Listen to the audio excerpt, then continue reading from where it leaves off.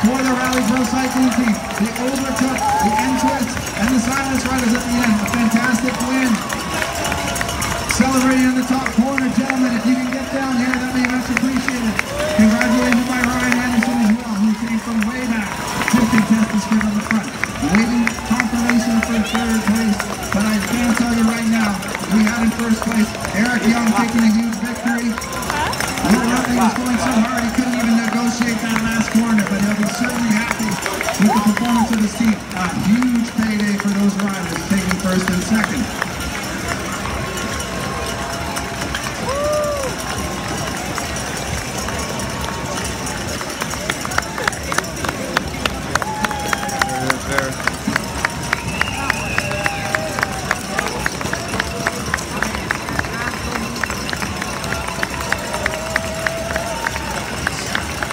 Still awaiting confirmation for third place, but Brad Huff